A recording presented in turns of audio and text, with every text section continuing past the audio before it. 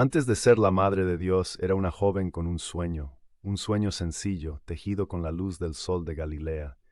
Pero Dios tenía un sueño aún más grande para ella, un sueño que le costaría todo para dárselo todo. ¿Qué tal? Soy el padre Daniel. Hoy quiero invitarlos a un viaje diferente. Un viaje no tanto a las páginas de la historia o los argumentos de la teología, sino un viaje al corazón de una joven mujer. Hoy vamos a intentar hacer lo imposible. Vamos a intentar imaginar el sueño de María. A menudo vemos a Nuestra Señora en sus pedestales de mármol, coronada de estrellas, tan gloriosa y tan lejana que nos olvidamos de la joven de Nazaret, la adolescente que reía, que trabajaba, que rezaba y que como toda joven tenía sueños para su futuro. ¿Qué soñaba María antes de que el arcángel Gabriel partiera en dos su realidad? ¿Y cómo encontró la fuerza para entregar su pequeño y hermoso sueño humano en las manos de Dios, para recibir a cambio un sueño divino, tan grande y tan pesado que una espada de dolor vendría con él? Quédense conmigo, porque al contemplar el sueño de María, quizás podamos entender un poco mejor el sueño que Dios tiene para cada uno de nosotros y encontrar el coraje para decir como ella, hágase en mí. Para imaginar su sueño tenemos que imaginar su mundo. Nazaret, un pueblo pequeño, insignificante, escondido en las colinas de Galilea. Un lugar donde todos se conocían. La vida de María habría estado marcada por un ritmo sencillo y sagrado. El trabajo diario, ir al pozo por agua, moler el grano, amasar el pan, tejer. El ritmo de la oración, las bendiciones al despertar y al comer, el rezo de los salmos, la ida a la sinagoga en Sabbat. Su vida era un tapiz de fe y labor, de familia y comunidad. Y en el centro de su sueño humano sin duda estaba un hombre, José, el carpintero.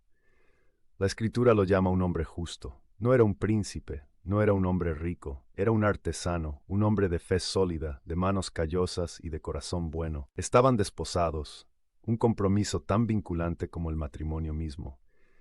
El sueño de María habría sido el de cualquier joven piadosa de su tiempo, unirse a su esposo, formar un hogar, llenar esa casa con las risas de los niños y criarlos en el temor y el amor de Yahvé, el Dios de Israel. Su sueño era un sueño santo, pero era un sueño terrenal, un sueño de paz, de normalidad, de amor humano bendecido por Dios. Y junto a este sueño personal, latía en su corazón el gran sueño de su pueblo, la venida del Mesías. Como toda hija de Sión, ella habría rezado con fervor por la llegada del Salvador que liberaría a Israel. Habría meditado en las profecías de Isaías, de Miqueas, anhelando ver el día de la consolación de su pueblo, pero lo soñaba como algo que le pasaría a su nación, a su gente. Nunca, en sus más locos anhelos, habría imaginado que ella, una humilde joven de un pueblo olvidado, sería el centro de ese evento cósmico. Su sueño era hermoso, era bueno, era santo y estaba a punto de ser completamente destrozado, y así llegamos a la interrupción divina, a la anunciación. Intentemos verla con los ojos de ella. Está en su casa, quizás en oración, y de repente una presencia, una luz, una criatura de un poder y una belleza que no son de este mundo. El arcángel Gabriel. Su primer sentimiento no es de alegría, es de turbación, de un profundo desconcierto y temor. El saludo del ángel la descoloca. Alégrate, llena de gracia, el Señor está contigo. No la llama por su nombre, la llama por su esencia. Ella es la llena de gracia, la que charitomene. Y entonces el ángel le presenta el sueño de Dios, un sueño que desafía toda lógica humana y toda ley de la naturaleza. Concebirás en tu vientre y darás a luz un hijo, será llamado Hijo del Altísimo. El Mesías, el Rey eterno, nacería de ella. ¿Cómo? El Espíritu Santo vendrá sobre ti y el poder del Altísimo te cubrirá con su sombra. En este instante el pequeño y hermoso sueño de María de una vida normal con José se hace añicos. Este nuevo plan, este sueño divino, es aterrador, implica un escándalo. ¿Cómo le explicaría a José, a sus padres, a su comunidad, que estaba embarazada sin la intervención de un hombre? La ley era clara, la pena por el adulterio era la lapidación. Este sueño le pedía arriesgar su reputación, su compromiso, su seguridad, su propia vida. Le pedía renunciar a todo lo que conocía, a todo lo que había soñado por un misterio que no podía comprender. Y aquí vemos la grandeza de su alma. Ella no se desespera, no rechaza el plan, hace una sola pregunta, una pregunta de fe, no de duda. ¿Cómo será esto? Pues no conozco varón. No pregunta, ¿es esto posible? Pregunta, ¿cuál es el camino? ¿Cómo participo yo en tu plan? Y después de la explicación del ángel, después de que le dan el signo de su prima Isabel, María pronuncia las palabras que cambiaron el curso de la historia humana. Las palabras que son el momento exacto en que su sueño humano se funde con el sueño divino. Ella dice su fiat. He aquí la esclava del Señor, hágase en mí según tu palabra. Hágase, no yo lo haré. Ella no es la protagonista, es el recipiente. Se pone enteramente a disposición de Dios. En ese momento entrega su guión, sus planes, sus sueños y acepta con una confianza absoluta el papel que Dios ha escrito para ella. Y en ese acto de entrega total, su sueño no muere. Es elevado, purificado y transformado en algo infinitamente más grande. Y una vez que acepta el sueño de Dios, ¿qué es lo primero que hace? No se queda en casa, asustada o ensimismada. Corre a servir. El sueño de Dios la impulsa a la caridad. Va a las montañas de Judea a ayudar a su prima anciana.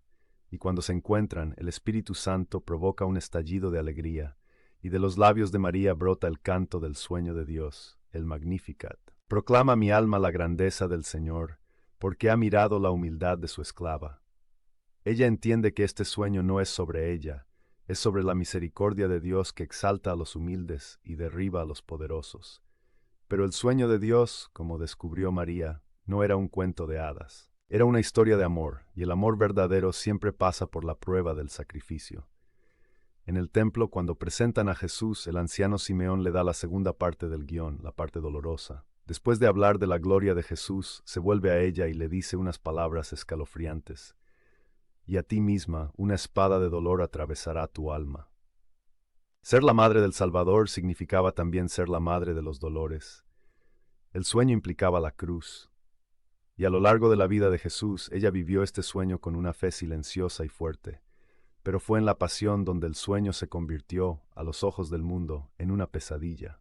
Imaginen vivir ese sueño. Ver al niño que acunaste en tus brazos, ahora coronado de espinas.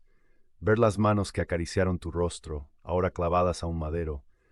Ver al fruto de tu vientre, el sueño de Dios encarnado, convertido en un objeto de burla, torturado y asesinado de la manera más cruel. ¿Dónde estaba el reino? ¿Dónde estaba el trono de David? Todo parecía una mentira, un fracaso monumental. El sueño de Dios parecía morir en esa colina oscura. Y luego el sábado santo, el día del silencio total, el día en que el mundo perdió la esperanza. La fe de los apóstoles se había derrumbado. Se escondieron, llenos de miedo. Pero la tradición de la Iglesia siempre ha sostenido con piedad que en ese día de oscuridad una pequeña llama se mantuvo encendida. Era la llama de la fe en el corazón de María. Ella, que había guardado todas estas cosas en su corazón, se aferró a la promesa. Ella esperó en la oscuridad, ella mantuvo vivo el sueño de Dios cuando todos los demás lo daban por muerto. Y aquí llegamos al clímax, al triunfo del sueño divino, la resurrección. El sueño no había muerto, era verdad, su Hijo había vencido a la muerte, el reino era real. La profecía se había cumplido de una manera más gloriosa y misteriosa de lo que nadie podría haber imaginado. El dolor de la espada se transformó en una alegría que nadie le podría arrebatar. Pero el sueño no terminó ahí. En Pentecostés la vemos en el centro del cenáculo, rezando con los apóstoles. Ella, que fue el primer tabernáculo del Espíritu Santo, ahora se convierte en la madre de la Iglesia, el cuerpo místico de su Hijo. El sueño se expande, ya no es solo su sueño, es el sueño de Dios para toda la humanidad, y ella está allí como madre para nutrirlo y protegerlo. Y finalmente llegamos a la culminación del sueño de Dios para ella, su asunción y coronación. La humilde joven de Nazaret que soñaba con una vida sencilla es llevada en cuerpo y alma al cielo. La esclava del Señor es coronada por la Santísima Trinidad como reina y señora de todo lo creado. Su sueño humano de un hogar en la tierra se transforma en la realidad eterna de ser la reina del hogar celestial. El sueño que comenzó con un sí tembloroso en un pueblo polvoriento, termina con un triunfo glorioso sobre la muerte y una corona de estrellas. En conclusión, la historia del sueño de María es la historia de cada vocación cristiana. Todos nosotros tenemos nuestros propios sueños, nuestros planes, nuestras ideas de cómo debería ser nuestra vida, y son buenos sueños. Pero tarde o temprano, Dios, a través de su ángel, en la forma de una circunstancia, una persona, una llamada interior, nos presenta su sueño para nosotros. Y a menudo ese sueño divino parece interrumpir, contradecir o incluso destruir nuestro sueño humano. La pregunta que la vida de María nos hace hoy es: Tenemos el coraje de entregarle a Dios nuestro guión. Confiamos lo suficiente en Él como para decir, hágase en mí tu voluntad, no la mía. La lección de María es que cuando lo hacemos, nuestros sueños no mueren, se transforman. Dios no nos quita nada sin darnos algo infinitamente más grande a cambio. Él toma nuestros pequeños sueños de felicidad terrenal y los convierte en parte de su gran sueño de santidad eterna. Que Nuestra Señora, la mujer que soñó con Dios y vivió el sueño de Dios, nos enseñe a soñar en grande, entregándole nuestros corazones para que Él pueda cumplir en nosotros sus maravillas. Si el viaje de fe de la Virgen María te ha conmovido y quieres entender más sobre su rol fundamental en el plan de Dios, no te pierdas el video que aparece ahora en pantalla sobre por qué la Iglesia la llama la nueva Eva.